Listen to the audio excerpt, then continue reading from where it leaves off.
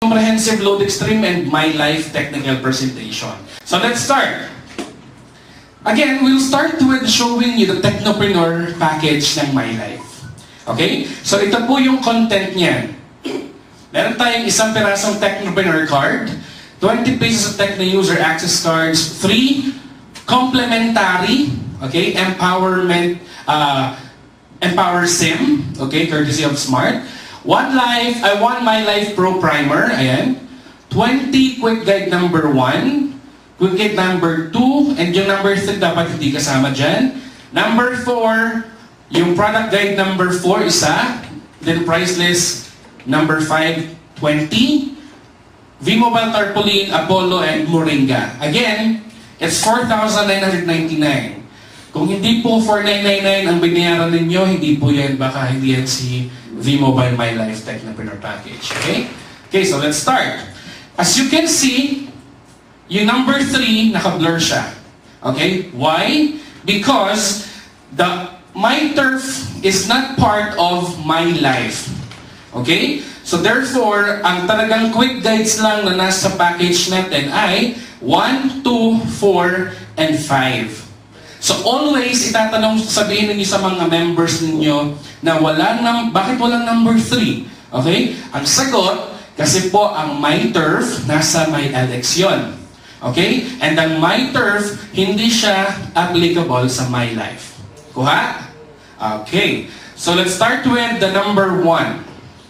Okay, number 1, how to manage your Load Extreme account. So, sa Quick Guide number 1, nandito po yung mga sumusunod. Like number 1, yung registration. How to register, how to load. Nandito rin po yung mga systems information, like yung mga kailangan ninyong malaman about the system. Okay? So, okay, let's start. So, managing your Load Extreme account. So, if you're going to register, meron po tayong two ways. Okay? Online and SMS.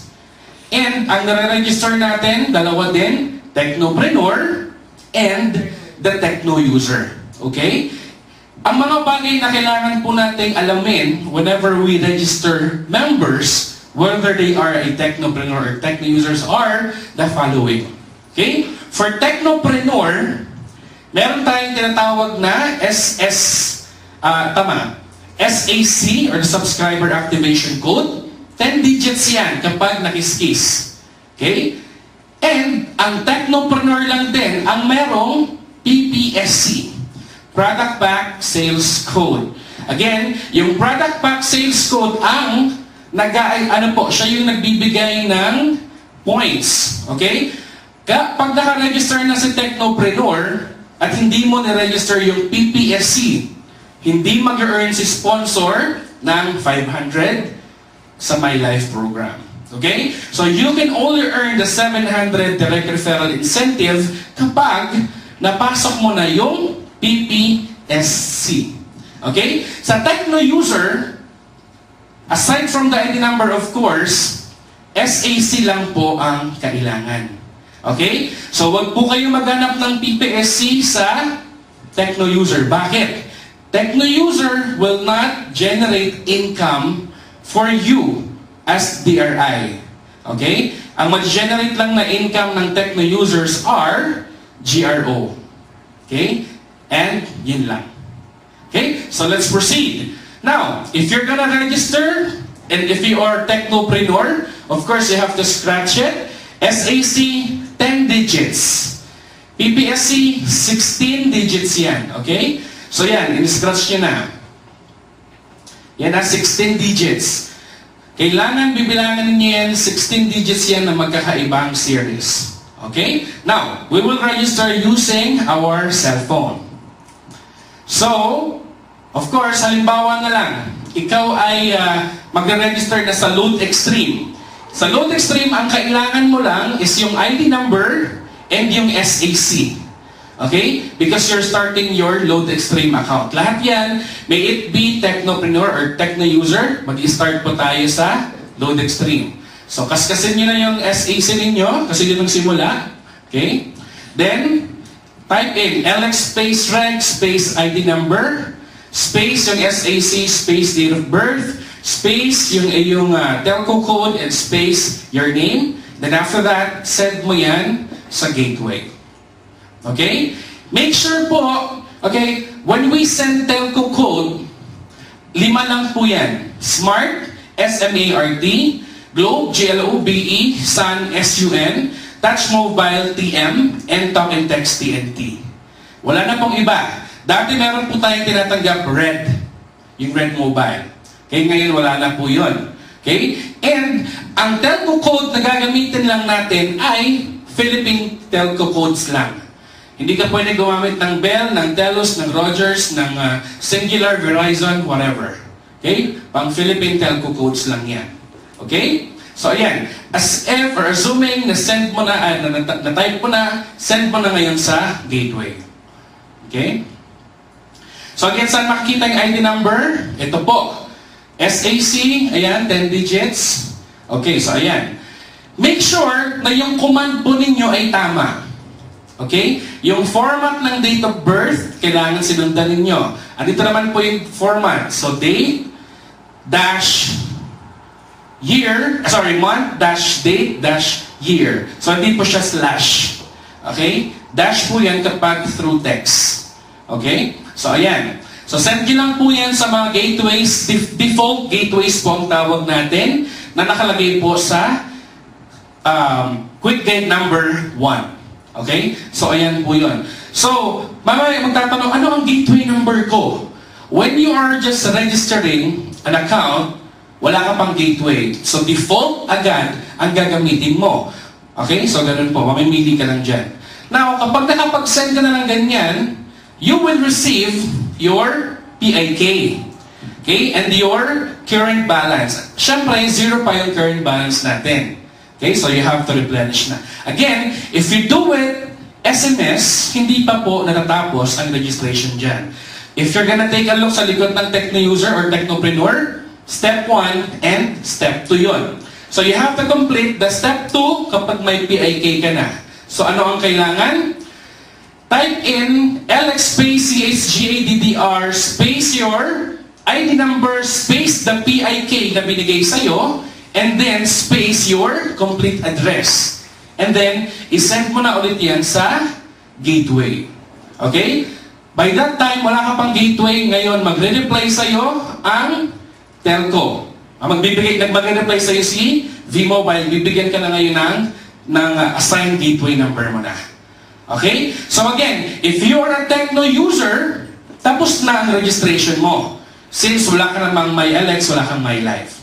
Okay? So pwede ka na dito. If you're a Techno user, mayroon ka ng account, may PIK ka na, you can start loading yourself and your family. Enjoy the convenience and take the discount. Now, if you're a Technopreneur, meron ding way to register through SMS. But again, we strongly suggest do it online. Okay? Kasi medyo complicated na kapag ginawa natin yung MyLife ng SMS. Okay? Medyo mahirap yung mga syntax. Therefore, para mas madali tayo, mas convenient sa atin, online ang gagawin natin. Okay? So now, we'll show you naman how to register through online sa loadextreme.ph. So again, www.loadextreme.ph. Hindi po siya .com. Okay? And make sure yung spelling natin ng Loadextreme, L-O-A-D-X-T-R-E-M-E, walang E sa start ng extreme. Okay? Now, kapag ang tinype po ninyo ay Loadextreme na may E, makakapunta kayo sa Loadextreme, pero hindi yun kay V-Mobile. Okay? Pag tinype nyo naman po yung .com, mapupunta kayo sa page ng Loadextreme, pero hindi po yun yung registration page. Okay? Nare-route po tayo sa official lumang webpage ng V-Mobile. Okay? So, for registration purposes, loadextreme.ph. At para sigurado tayo, ito yung itsura ng page. Okay? So, ayan. So, pag mag-start na tayo, ayan po, just click no account. Ito po, click here, yung kulay blue. Then, kapag na-click nyo na yan, unang-unang page na lalabas is yung terms of use. Again, it's very important that you know kung ano yung pinapasok yung business. Therefore, kailangan nababasa yan. Okay? So, assuming na lang, kikwentuhan ka na lang ng apply mo. So, or, sige, i-accept mo na lang muna, basahin na lang natin yan later on. Okay? Pwede hindi mo muna siya basahin ngayon, pero pwede mo siyang basahin later on. Nakalagay naman po yun yung terms of use sa inyong account. Okay? So, ayan. So, as if, binasa nyo na, sinipag kayo, just type in, I agree, and then, submit. For example, binasa nyo yung load extreme, and then hindi kayo nag-agree for a certain, siguro yung mga items doon. All you have to do is to click I disagree, babalik na kayo sa main page. At hindi na magtutuloy yung registration. Or, just simply close the window, hindi na magtutuloy ang registration. So as if, nag-click kayo ng I agree, then submit, pupunta na po tayo sa registration page. Okay. Now, on the registration page, anong kailangan? Of course, yung full name natin. Again, full name, hindi full name. Okay, dapat po hindi siya pet name, hindi nickname. Totoong pangalan. Bakit? Kasi po, dito na po generate yung pangalan na ilalagay sa cheque. Okay? Therefore, kung ang ilagay mo dyan, Peter Pan po ang lalabas sa cheque mo. At kung wala kang maipakitang Peter Pan na ID, hindi mo makukuha ang cheque. Malinaw? Okay, so wag focus na name, so it's full name or your complete name. Real name na. Okay? Then, your address. Okay? Just type it in. And then, dito po sa region, wag po natin, though pwede naman siyang lagpasan, pero we suggest, okay, for marking purposes, fill upan po natin. So if you're in Makati, meron po dyan, may Makati City dito lalabas sa drop down. If you're within NCR, andyan po yun, kompleta po yan. Okay? Then your birth date. So kanina, sa text, dash, dito naman, slash yung ginamit. Okay? So slash, so month, slash date, slash year. Okay? So that is yung nakating ko ang birthday ko. Okay? So then, cell number. Kailangan ng cellphone number. Bakit? Okay? Ang cell number ay kakailanganin for part ng verification purposes. Okay, for example, nakalimutan mo yung PIK mo. Tumawag ka sa customer service. Itatanong sa iyo kung anong registered number mo sa account. Therefore, kung mali ang binigay mo, hindi yun mapupush. Okay? Kasi sa customer service, kapag nangailangan ka ng PIK, okay, pag tama na-verify mo lahat ng information, hindi yun isi-send sa cellphone number na binigay mo. Isi-send yun sa cellphone number na niregister mo dito.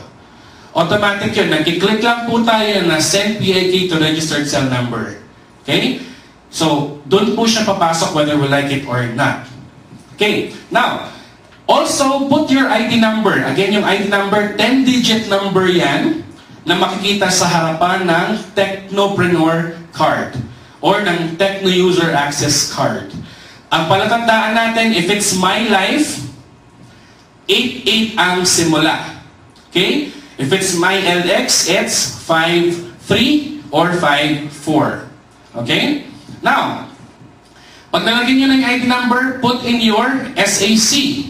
SAC, makikita ulit yan sa likod ng card. Yung unang-unang LED na kinikis-kis, 10-digit numbers po yun. Okay? And then, your email address. Pwede mo siyang i-leave ng blank and mas okay na din na lagyan mo na. Para whatever transaction you have online, ang confirmation pumapasok sa email mo. Okay? So, ayan. Then, kapag complete na yung information, click Submit. Okay? So yan, kapag na-click mo yung submit, pag online ang ginawa mo, hindi magpapadala sa iyo ng text ang V-Mobile.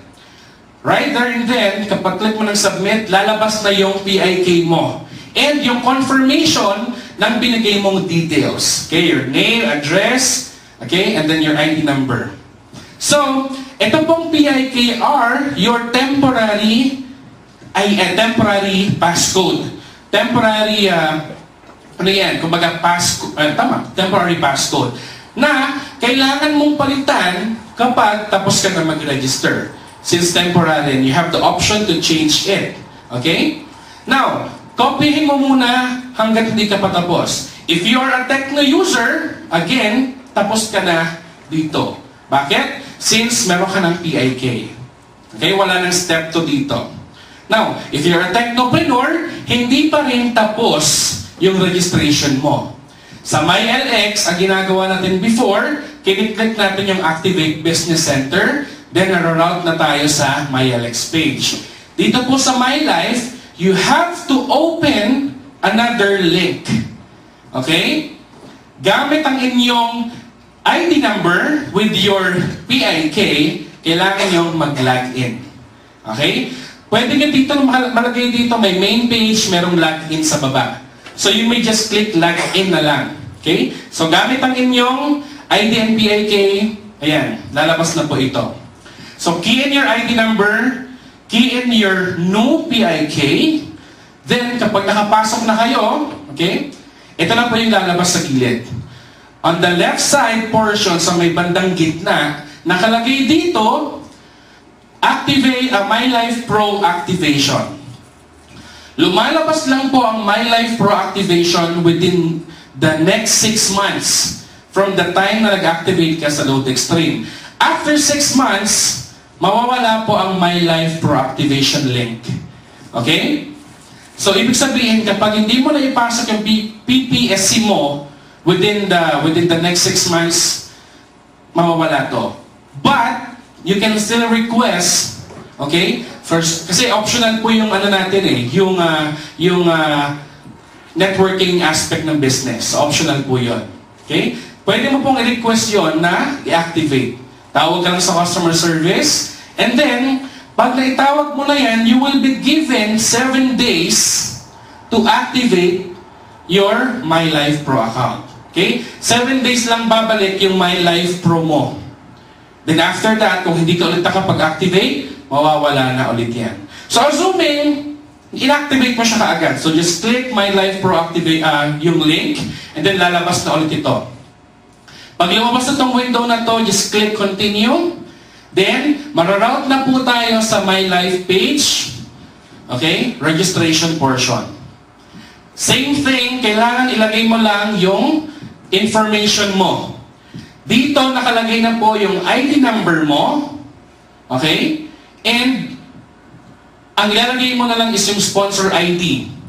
Sponsor ID kung sino nag-sponsor sa'yo. And of course, itong PPSC. Yung 16 digits na nahuling kinakaskas natin. Okay, yung pangalawang LED. Okay? So, lagay mo na yan. Take note, ang nakalagay sa card, ano po? PPSC. Pero, ang nakalagay dito, activation code. So, the activation code is the same as your PPSC. Malinaw po? Okay. So, pag okay na yan, naipasok mo na yung 16 digits PPSC mo, then sponsor ID naman. Okay? Sponsor ID kung sino ang nag-sponsor sa iyo or kung sino yung makaka-receive ng 700 pesos na DRI. Okay? So, ayan. Again, yung full name mo, i-type mo lang ulit. Your middle name, requirement po yan. So, for example, ni-register nyo lang yung member nyo at hindi nyo alam ang middle name niya or even the middle initial. Okay? Any character po tatanggapin ng system. So, lagyan nyo po ng period. Okay? Kasi, pag nilagay mo lang dyan, Juan de la Cruz, wala kang middle initial, babalik po sa'yo yan. Hindi po siya magtutuloy. Therefore, kailangan lagyan mo siya ng any character. Okay? Hindi pwedeng space. It's either any letter, any number, or a period. Okay? Then, mag-go through na yan. Then, yung birth date mo. Okay? So, ganito rin po yung sample na slash. Then, your gender, your civil status, house number, street number, barangay, and so on and so forth. Again, pwedeng, sa ngayon na, hindi pa po required fields yung mga, ito po, itong birth date, gender, civil status, house number, hanggang sa baba. Hindi pa yung required field. Ang required field pa lang sa MyLife ay activation, sponsor ID, first name, middle name, last name. And yung naiiwan. Okay? So dito, ayan, i-click yung region. Again, if you are from NCR, since default doon NCR, minsan hindi nyo makikita saan, hindi lumalabas, Makati ba, Caloocan ba? Ang gagawin nyo, pumili muna kayo ng ibang region. Okay? Tapos, balikan nyo ulit. Pag lumabas na, balikan nyo yung NCR, then lalabas na ngayon kung anong city or municipality. Kasi kapag you're from NCR, since default yan, itong city municipality walang lumalabas. So, ang kailangan nyong gawin, mamili muna kayo ng any region. And then, ibalik nyo sa NCR, then lalabas na yung drop-down for city municipality. Okay? Now, kapag nalagay nyo na yan, your security question. Okay? Again, hindi pa to required field sa ngayon. Pero, of course, if you can, then gawin nyo na po. Answer, then email. Email address is very important. Kailangan, ang gagamitin niyo pong email address is active. And make sure na kung eksaktong email address niyo po ang itatype niyo. Bakit? Kasi whatever ilagay mo dito, tatanggapin ng system. Therefore, kung ang nilagay mo dyan is space 1cruz@me.com, tatanggapin ng system yan. Okay? Now, since ang ID mo ay hindi naman space 1cruz.me.com, hindi mo makikita yung PIK mo. Right?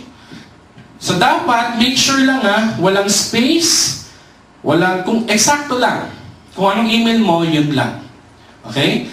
Kasi, kapag, for example, accidentally, nalagay mo dito may space, and then you are gonna try to resend confirmation.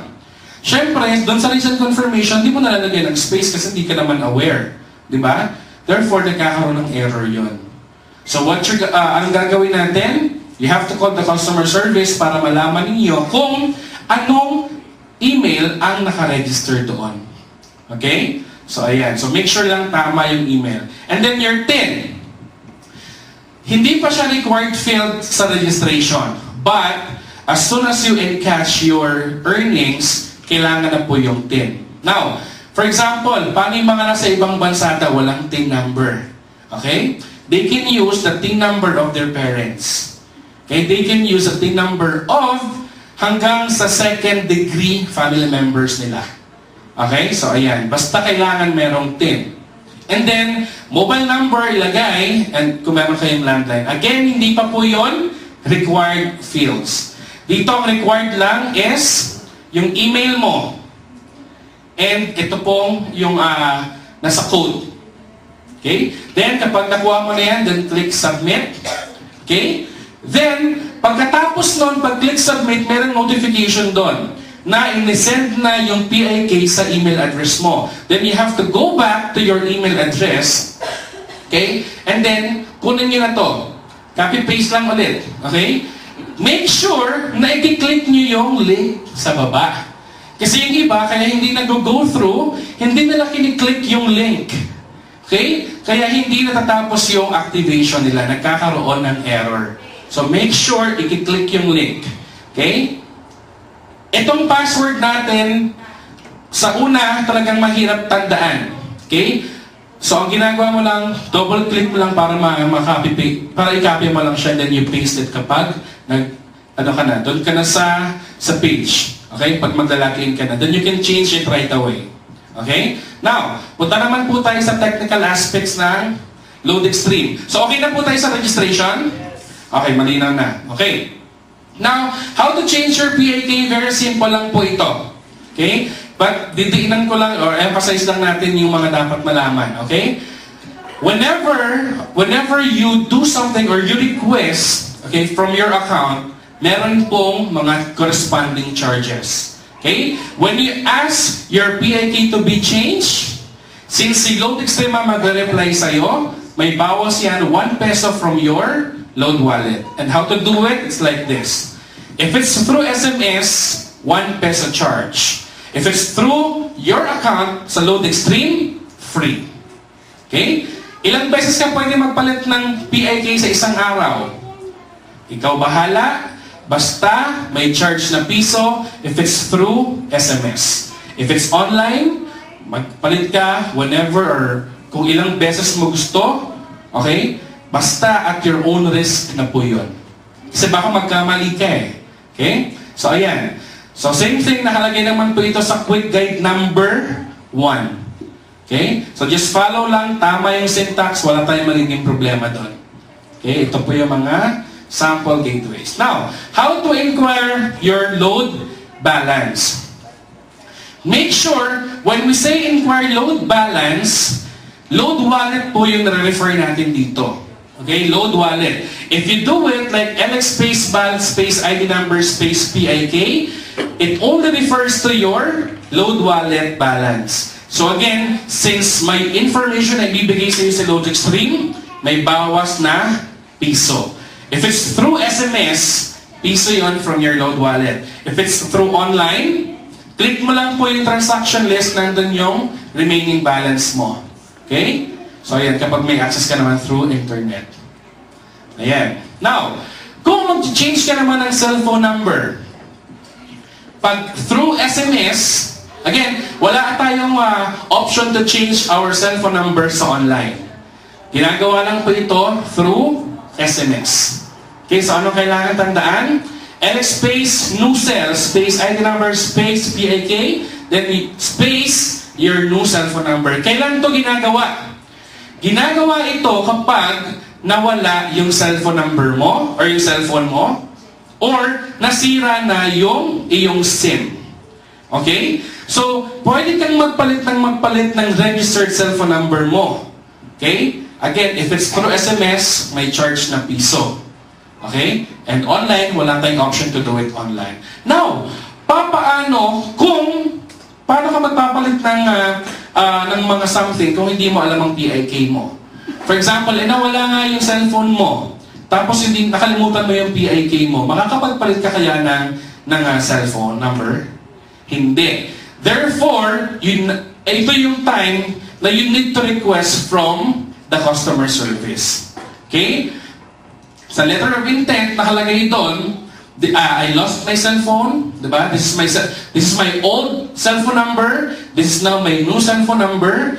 Apparently, I forgot my PIK.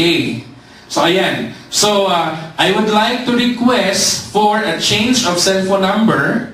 Okay? And then, please send my PIK to this new cell phone number na. Kailangan mag-attach tayo ng valid na ID.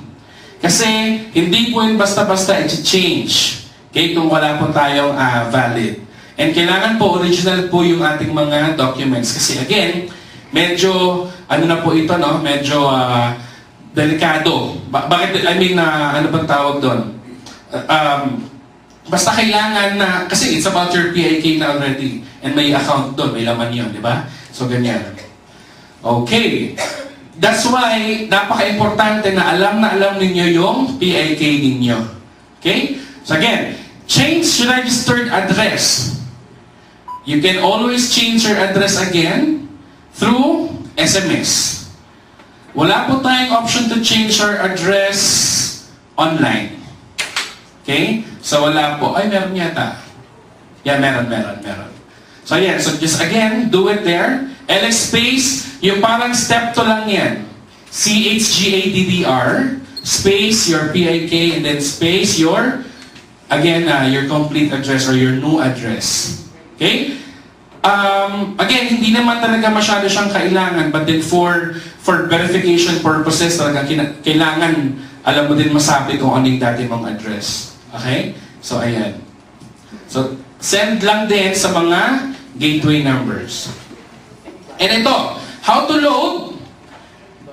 Again, dito lang po yung transaction natin na hindi tayo mababawasan sa load wallet. When we do loading, LX load, ang mababawasan po is yung regular balance. Again, the principle is like this. If you are registered to any promotion, like unlimited texting to all network, okay? Or unlimited texting to Globe or Sun or whatever, basta covered ng promo mo yung transaction mo, yes, wala kang bawas. But, if by chance, hindi ka registered sa any promotion, Okay? And then nag-text ka, may bawas yon, not on your load wallet, but on your regular load. Regular load from the network na. Okay? Bakit ganon? Like for example, wala akong load. Gusto kong i-text si Allen. Allen, matatext ba kita? Wala akong load. Hindi. So same thing lang. Kasi diba, ang tinetext natin gateway. Ang gateway, cellphone number din po iyon. Okay? Makaka-text, sabihin mo na lang kaibigan mo si gateway. Makaka-text ka ba sa friend mo na gateway kung wala kang load? So ganun lang po yun. So make sure meron kang regular load or registered ka to any promotion para may transaction ka. Now, kung wala ka namang load, ang kagandahan is, pwede kang gumamit ng ibang cellphone. Okay? Like for example, basta may load wallet ka, gamitin ko yung cellphone ni Jen. Okay? From her cellphone, type ko lang, LX space load, ID number ko, space PIK ko, space, product code, space, cellphone number ng loloadan ko. Okay? And, very important, when you do it sa ibang cellphone, make sure buburahin po ninyo yung outbox or yung sent items. Kasi pwede na lang gayahin yung ginawa nyo. At maloloadan sila. Worst comes, the worst case scenario or worst comes to worst na talagang wala kayong load pero malaki yung load wallet balance nyo. At di kayo makapag-load sa sarili. Okay? So, kung kayo mismo wala kayong load, pwede kayong gumamit ng cellphone ng iba at loadan nyo yung sarili nyo. Okay? So, ganyan siya. Okay. Now, how to do it online? Okay? So, just log on to, again, punta ka lang sa Load Extreme page. You don't need to log in your account. Okay? Click nyo lang po yung online loading, then lalabas na to. Then, type in your ID number and your PIK. Gamit po ang anti-keylogger pad. Gamitin po natin to, no? We strongly recommend na gagamitin natin to. Bakit? To prevent us, or to prevent yung hackers, no, na mag-trace kung ano man yung tinatype natin. Kasi if we use our keyboard, tendency is matatrace ng mga, sabihin lang natin hackers yan. Okay? That's why we have this anti-keylogger pad para maiwasan yon. Okay? So nalagay mo na yung ID number mo, yung PIK mo, mamili ka na ngayon kung anong product. Okay? So namili ka na. Okay. Take note, G500 ang nakalagay dyan. Anong klaseng load yan? Globe na? Ano siya, E-pin. Okay?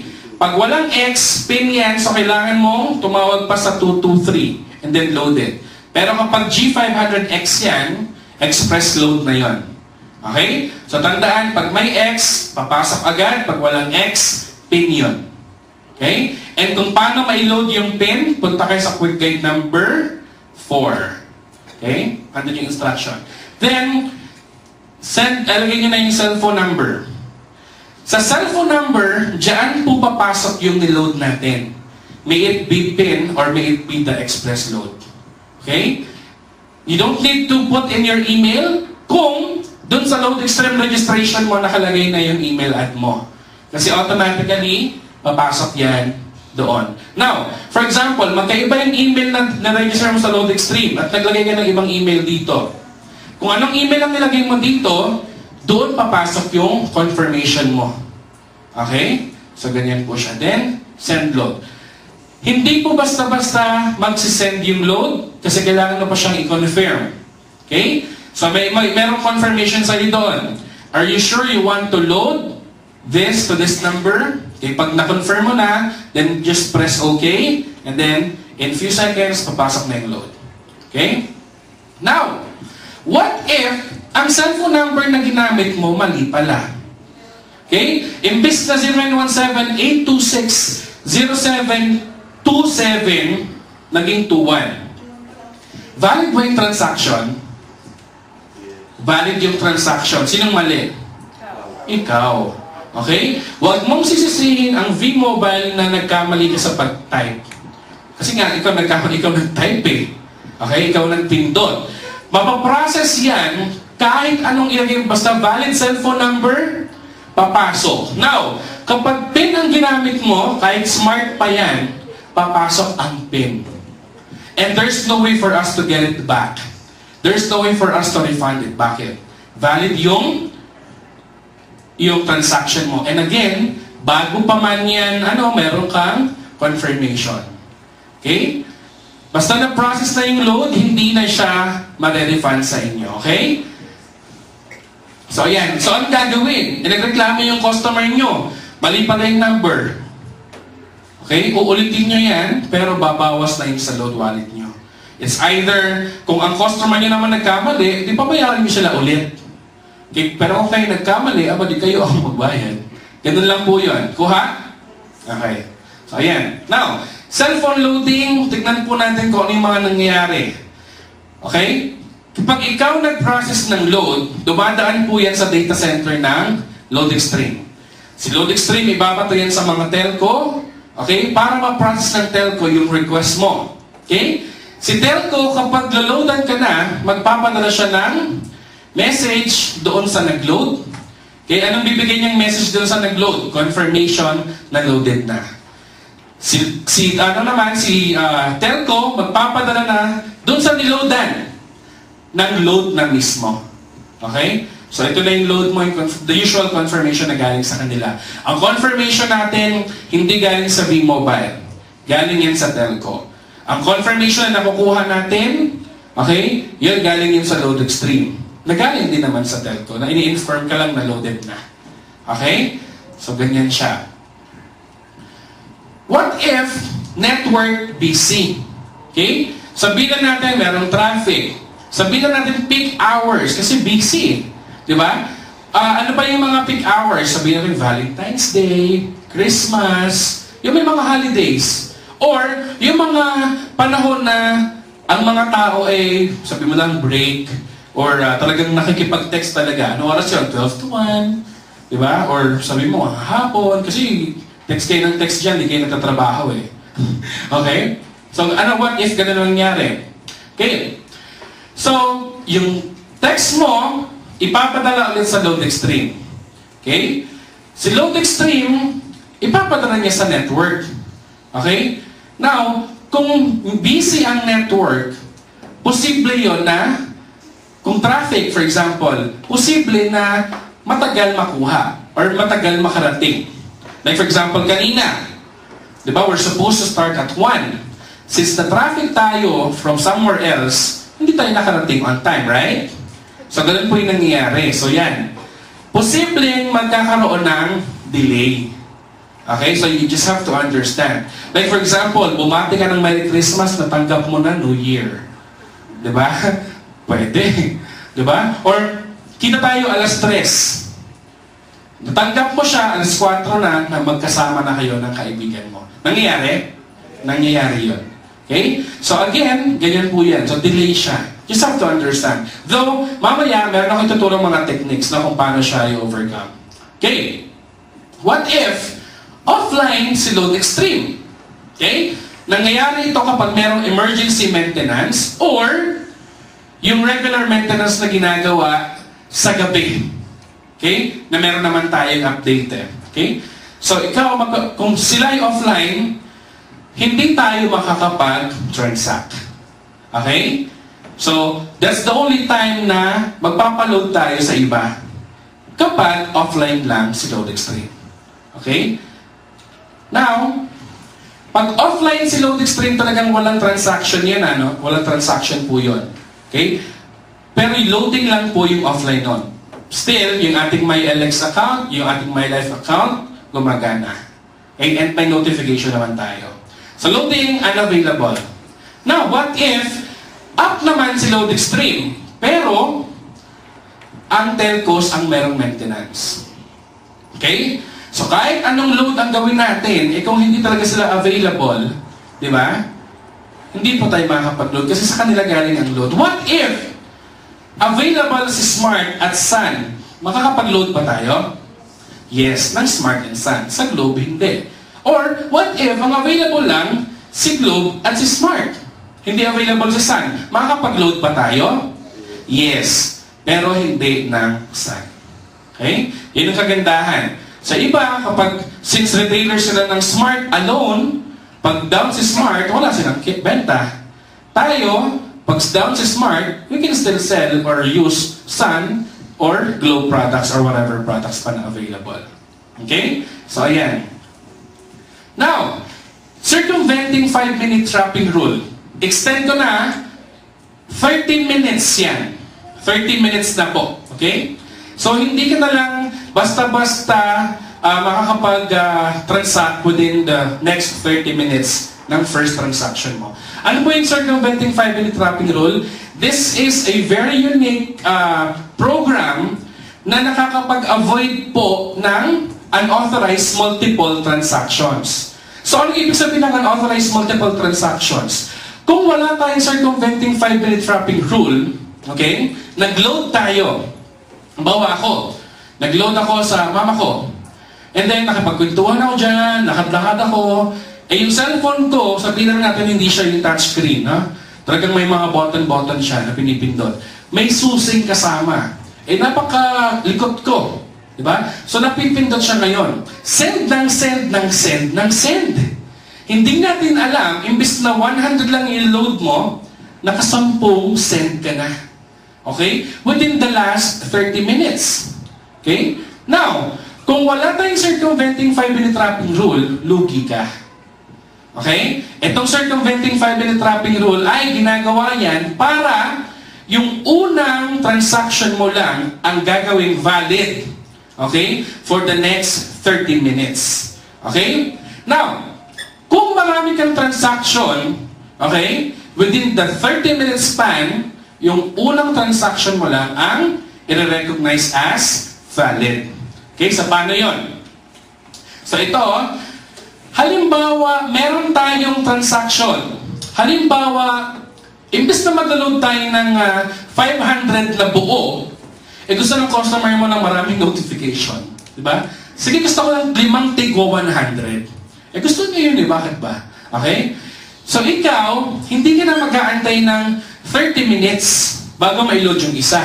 At 30 minutes ulit bago yung isa. Kung 500 yan, ilang 30 minutes ang antayin mo? Okay? Hindi mo na po kailangan mag-antay nun. Ang gagawin lang natin, okay, pardon this, dapat suffix yan. LX space load, space ID number, space PIK, space product code, space cellphone number, space suffix. Again, suffix, hindi prefix. Okay? Pwede mo lagyan ng A yung una. Okay? Pangalawa, B, pangatlo C, pang-apat D, hanggang masatisfy na yung 5 mong load. Okay? So, gagawin lang natin unique yung transaction natin. Okay? Now, kung lahat ng transaction mo, 10, or sabihin mo ng 5 for 500 pesos, pare-parehas ng command for the last 30 minutes, ano ang mapaprocess? Or ilan ang mapaprocess? Isa lang. Okay? Within the last 30 minutes, pag parehas na parehas yung iyong load syntax or yung transaction mo, isa lang po ang mapaprocess doon. Kung gusto mong maprocess yung 5, again, lagyan mo ng suffix, space A, space B, space C, D, and so on and so forth. Kuha? Okay, now, tignan natin. Ano mangyayari? What if, okay, nag-send ka ng 5 command, okay, sa 5 different gateways, pare-parehas na network. Okay? So, ito, parehas lang, oh. I-send mo yan pareha-parehas sa isang gateway. Okay? Kahit 5 beses ka mag-send, isa lang po ang mapaprocess. Again, 30 minutes. 30 minutes na po yan still. Okay?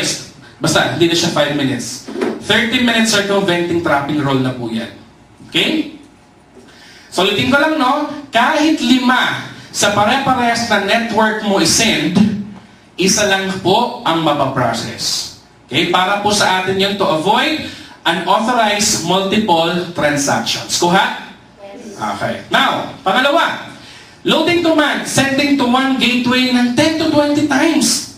Okay? Doon sa gateway mo, tinagdag mo ng text yan. 10, 20 pieces na text message pare-parehas. Okay? Kahit 20 times kang mag-send within the last 30 minutes, isa lang po ang pwedeng ma-process.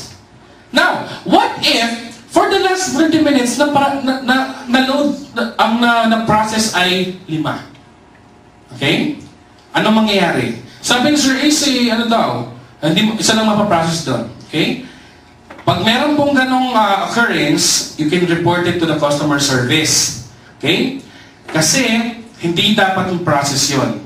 So, pwede po tayo mag-request for refund. Okay? So, ganun siya. Okay. Ito na po yung system behavior, part pa rin ng quick guide number 1. So, 3 error trapping rule. Nag-a-apply lang po ito kapag nagte-text ka sa gateway ng mali ang PIK mo. Okay? Kapag 3 beses kang nag-send na mali-mali ang PIK mo, your account will be blocked, okay, hanggang 12 midnight of the same day. Ibig sabihin, wala kang transaction na magiging valid hanggang 12 ng midnight. Okay? Kasi 12 midnight, magre-refresh na yan. Okay? So for example, nakalimutan mo naman talaga PIK mo eh. On that day, since na-block ka na, you don't have any way to do transaction. Or else, tawag ka na lang sa customer service, pari-reset mo yon. Okay? Pag pina-reset yan, mag-request ka din right away to send the PIK on your registered cellphone number. Okay? Now, pag may PIK ka na, kapag na-reset na yan, pwede ka na ulit mag-transact. Okay? Now, what if naka-receive tayo ng telco warning notification? Okay? Normally, makaka-receive tayo ng ganito, LX warning, no confirmation from telco. G50X to this number, okay? Please verify receipt. Nag-send si Load Extreme sa telco. Okay? Kaya lang si telco walang response sa kanya. Ibig sabihin, baka hindi ma-loadan yung na-request mo. Now, you have to verify. Pag nakakuha kayo ng ganitong text, you have to verify from the customer kung na-loadan sila. Kung nandun lang naman.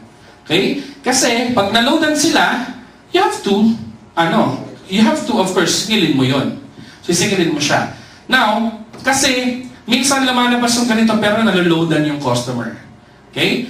So, pag naloadan si customer, singilin mo kasi eventually mababawas yun sa load wallet. But minsan lang nangyayari yun. So, mas importante, we verify. Okay? So, kung nasabi naman na, ay, hindi naloadan si customer kasi meron kang ganito. Walang problema, ulitin mo lang yung request mo, gagamit ka na ng ibang gateway. If it's within the 30-minute, yung command mo, lagyan mo na ng A, then gamit ka ng ibang gateway. Okay? Kasi baka mamaya, congested lang yung line na pinagpasukan mo, na late siya or whatever, or kung sa telco na talaga yung problem, you will be notified naman. Okay? Now, 30 minutes stale request. Okay? A stale, panis. Okay? For example, nag-send ka ng load. Okay? Niloadan ko si Jen, halimbawa. Kaya lang, 30 minutes na, hindi pa rin ako naluloadan. Okay? So, ang gagawin natin, magtatanong tayo syempre, or kung titigatin yung phone natin kung meron ng text. Kung meron tayong text na ganito, load command for this number sent on, ignored as it was received. Tignan po ninyo. Na-receive ng September 16, 2008.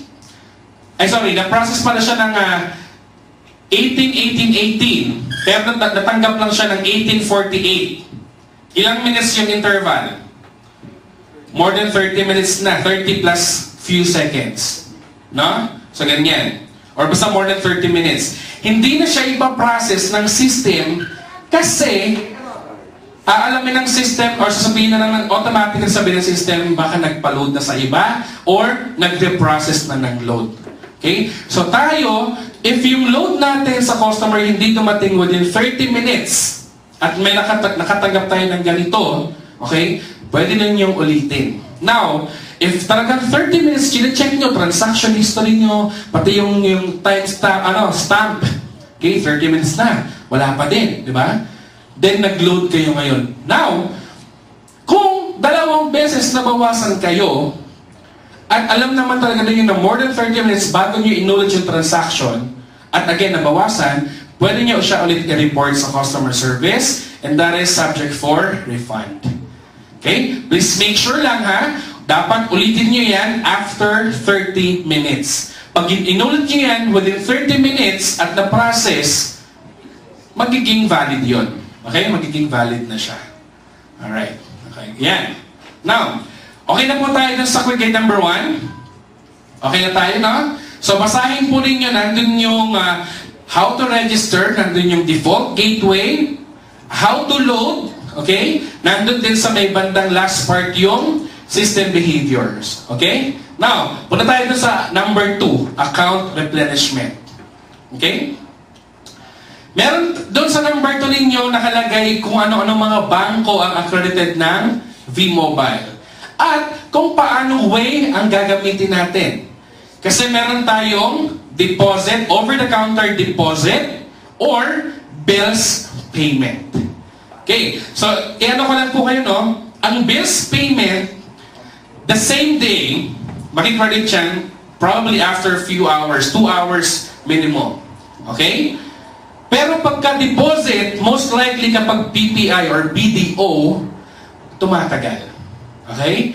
Kasi po, kailangan nag-generate pa ng report from BDO. So kung wala pa yung deposit niyo sa report na nag-generate sa BDO, hanggang di na-verify, hindi pa kayo maluludan.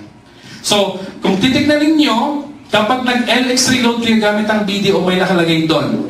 Okay, so your account replenishment will be credited the next banking day. Okay? So yun pa yung expectation. So wag po tayong magtaka kung nag-deposit tayo ngayon, bukas papasok. Pero syempre, masaya kung nag-deposit tayo ngayon, pumasok ngayon. Ibig sabihin, mabilis lang po tayong nakapag-generate ng report from the banks. Okay? So ganun siya. Now, kung tatanungin ako, anong gagamitin ko? Bills payment ba o over-the-counter deposit? So ako gagamitin ko na bills payment kasi assured ako na same day siya. Kasi deposit, doon na set yung expectations ko, the thing is, baka bukas pa. Diba? Baka bukas pa. Okay? Now, if we're gonna use bills payment ng Union Bank, tatlong important na information lang ang kailangan. Number 1, yung ID number mo. Number 2, yung pangalan ng V-Mobile. And then, number 3, yung pangalan mo. Okay? Minimum of 500 pesos yan, ha? Okay, yan. So, V-Mobile as name of, ano po ito? Ayan, name of company. Tapos, pangalan mo and then ID number. Hindi nyo na kailangan mag-text ng reload command. Okay? Kasi, bills payment yan. Isa pang maganda yan. Pag bills payment, wala ng reload notification. Okay? So, yun ang kailangan natin. Now, kapag UCPB naman tayo, same thing. Kailangan mo, V-Mobile, pangalan mo, and then ID number mo. Minimum of 500 pesos. Okay? Always make sure, after your transactions, you keep your slip. Okay? Keep your slip. So ito, bills payment po ulit ito, no? Bills payment yan. And sa Metrobank, bills payment. Parehas lang, ID na, pangalan ng V-Mobile, pangalan mo, and then ID number mo. Okay? Minimum of 500 pesos. So pag bills payment, same day crediting, minimum of 2 hours from the time na nakapagbayad ka. Okay? And again, walang mga charges po ito. Okay, wala siyang charges. Unlike kapag, dati may charge kasi ang Metrobank kapag over-the-counter outside Manila. Ngayon wala na. Okay, so aside from bills payment, meron tayong over-the-counter deposit sa dalawang bangko. Actually, pwede tayong mag-deposit doon sa mga nauna. But we are promoting yung bills payment na lalo na sa UCPB, Union Bank, tsaka Metrobank. But of course, you can still do the over-the-counter deposit. Okay? So, here, sa BDO, kapag nag-deposit tayo, syempre deposit yon. At kailangan pa, i-verify pa yan. Okay? So, account number ng V-Mobile ang gagamitin ninyo. Not the account number of your friends, not your account number. Okay? Kasi deposit yan, so saan papasok? Papasok sa account ni V-Mobile. So saan makikita yung account number ng V-Mobile? Sa quick guide number 2. Okay? V-Mobile name, and of course, minimum of 500 pesos. Now, What if nagbayad tayo below the minimum? Makikredit kaya sa account natin? Hindi. Okay? For example, kapag under minimum, hindi pwede. Tatanggapin ng bangko. Of course, di naman alam ng bangko na ang minimum natin 500 eh. Pero kapag ikaw nag-deposit ka ng 250, okay? Magiging lang yan, matatengga yan sa accounting. Hanggang buuhin mo yung another 250. Kasi nga minimum 500 eh. Okay? So, ayan. And kapag deposit ang ginamit nyo, kapag deposit, kailangan kayong mag-text. NX space, reload space, ID number /banking/amount /bank/branch/branch code/account number ng bangko /date/time. So, anong gusto nyo? Bills payment, deposit? Bills payment. Okay? Kasi dito, ang daming hihingiin. Pero ang kagandahan dito kapag you're used to this, nakasave lang to sa outbox mo. Ano lang pinapalitan mo? Yung date and time. Okay, date and time. Of course, yung amount, kung may magbabago sa amount. Then, send mo sa gateway yan. Again, the next banking day ang reply sa atin. But, set ko lang expectations. Kapag nakapag-generate tayo ng data ng mas maagang oras, mas maaga rin tayo maluludan. Okay? Ayan. So, same thing with BPI. Okay? Ganon din po. So, walang bills payment sa BDO, walang bills payment sa BPI. Over-the-counter deposit lang. Malinaw? So, same thing here. Kung ano ginawa mo sa BDO, ganon din sa BPI. Okay? Ayan, ganyan din.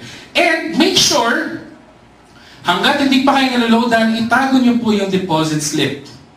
Okay? Para lang meron tayong gagamitin. Just in case. Okay. Now, load wallet transfer. Di ba pwede tayo magpa-transfer from a technopreneur to another technopreneur? Okay. So, ganito po yan. Minimum transfer is 300. Okay? Pero, gusto ko lang i-clear.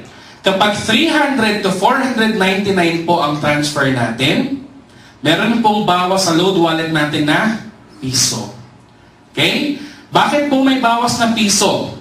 Kasi po, ang minimum transfer talaga is 500. Okay? Ginawa lang siya ng V-Mobile na 300 para yung iba, maloadan siya ng below. Okay? Kasi yung iba, hindi kaya ng 500, di ba? So, ganun. So, ang mag-shoulder ng piso is yung nag-transfer. So, para hindi kayo mabawasan ng piso sa load wallet, 500 and above. So, take note, if it's 300 to 499, may bawas na piso sa load wallet. Okay? Kapag 500 and above, walang bawas na piso. Malinaw? Okay. So, yan. Technopreneur, pwede mag-transfer sa kapwa technopreneur. Technopreneur, pwede mag-transfer sa techno-user. Office to technopreneur to techno-user. IBC to technopreneur to techno-user. But not a techno-user app. So yung hierarchy po. Techno-user can only transfer to another techno-user if nag-activate sila sa MyTurf. Kung hindi po sila nag-activate sa MyTurf, that techno-user, hindi siya pwede mag-transfer, okay, sa ibang techno-user. Okay? So, yun lang po yun.